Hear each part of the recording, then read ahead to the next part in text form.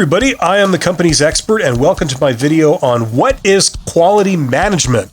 We're going to talk about quality management from the perspective of how it affects a business. Could be a small business like a side hustle, all the way up to a big business like a large multinational, multi-million dollar business operation. So we're going to talk about what is quality management, its pros and cons, and we're going to talk about the individuals, the people who choose to specialize in quality management. And generally speaking, we're going to talk about their pros and cons too. So, what is quality management? Well, at its simplest, quality management is simply the group of people in your business whose job it is to make sure that your product or service is good.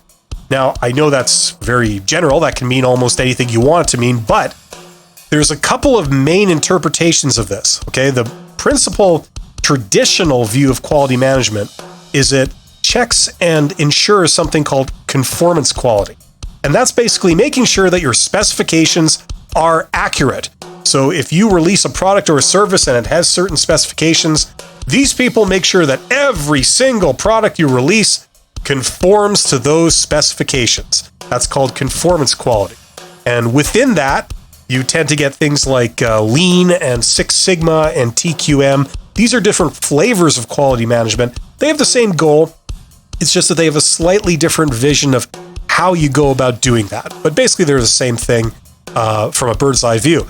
Now, the other type of quality is something called customer perceived quality.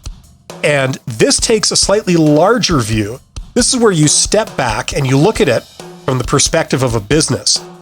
Now, think about it. There's no point in releasing a product that conforms very well to its specifications, but yet this product is not what your customer asked for. It's not what they want. And usually that will lead to, it doesn't matter how good it is in the sense of, does it meet its specifications and is it reliable? It probably just won't sell very well because it's not solving the problem that your customers want. So customer perceived quality, what it does is it looks at what you're doing and it relates that back to what's the customer's perspective of it. Doesn't matter if you conform to specifications.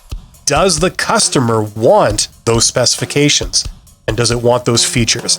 Okay, so all of this stuff is within quality management. So as you can tell, quality management is actually a very big topic. Now, let's talk about its pros and cons. Well, in the pros category, quality management is a tool that will lead you to success.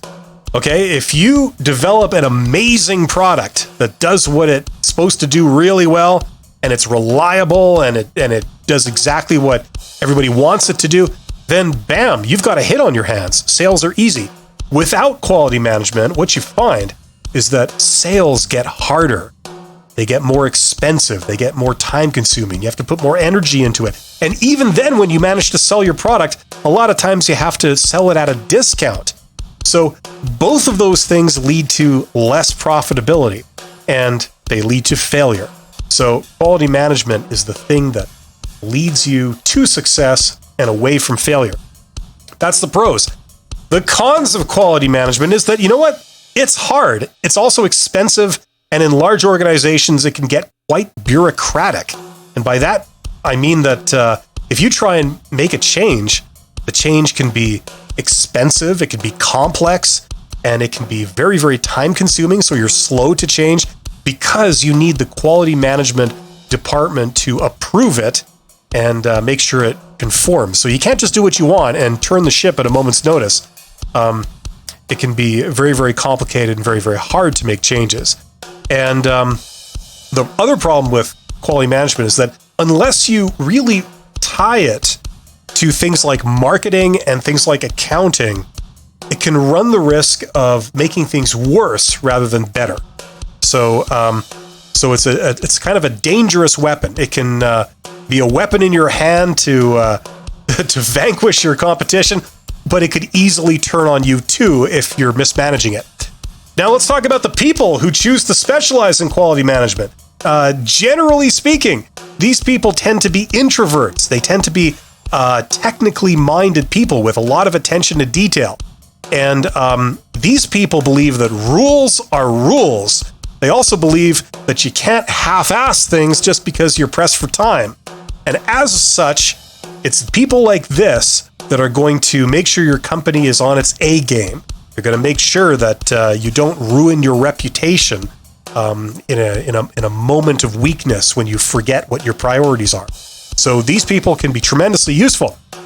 However, generally speaking, they run the risk of sometimes being inflexible.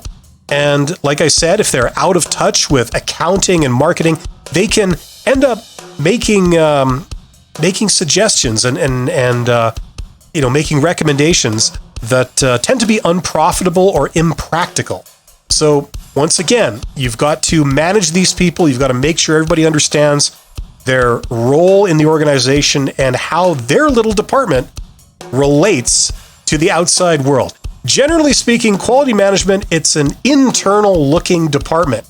It focuses on itself internally, where, as we know, to run a company successfully, you need to be paying a lot of attention to not only your customers, who should be your number one priority. You should be listening to them loud and clear, but also to your competitors, to your suppliers, to any kind of regulators or government. There's many organizations and many entities that you need to be listening to and focusing on. And quality management, they simply ignore all of that a lot of times and they look internally. And that can be a big liability if we're not managing it. So that's what I'd say about quality management. I worked for many years in quality management. I worked my way up through the organization to eventually become an executive and then later a CEO. So it's something very dear to my heart. And I hope you found this interesting.